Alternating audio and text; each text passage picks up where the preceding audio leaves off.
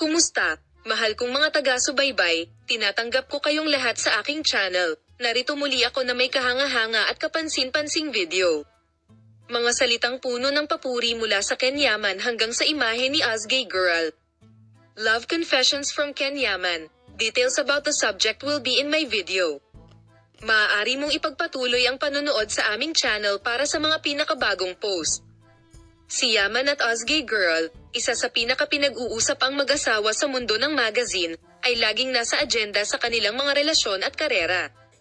Sa wakas, ang radikal na pagbabago at bagong zoning ni Azgay Girl ay nagulat sa kanyang mga tagahanga at sa media. Nakakaakit ng pansin si Yaman. Si Azgay Girl ay gumawa ng pangalan para sa kanyang sarili sa mga pagbabagong ginawa niya sa kanyang pisikal na anyo pati na rin sa pag-unlad na kanyang ginawa sa kanyang karera.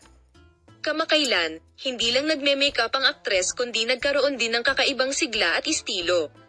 Ang pagbabagong ito ay nagkaroon din ng malawak na epekto sa mundo ng magazine.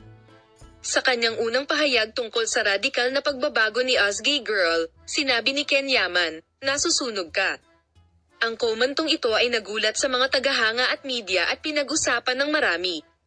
Ang komentong ito ni Ken Yaman ay humantong sa mga bagong haka-haka tungkol sa kanilang relasyon. Ang komentong, "You're on fire," ay nagtaas ng maraming tanong tungkol sa kung paano naramdaman ni Azgay Girl ang kanyang bagong imahe.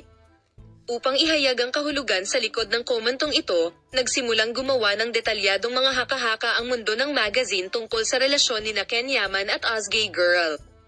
Maaari bang makaakit ng pansin sina Yaman at Azgay Girl sa parehong pagbabago ng kanilang imahe at tagumpay ng propesyonal? Ang mga pagbabagong ito ng duo ay palaging nasa mga tagahanga at media. Sa komento ni Yaman, nasuri ang dynamics ng kanilang relasyon pati na rin ang pisikal na pagbabago ni Girl. Mabilis bang kumalat ang komento ni Yaman sa mga social network at nakakuha ng atensyon ng libu-libong user? Ang punto ay binauhan ng mga komento. Salamat sa lahat ng nanonood ng aking video. Paalam na makita ka sa mga bagong video.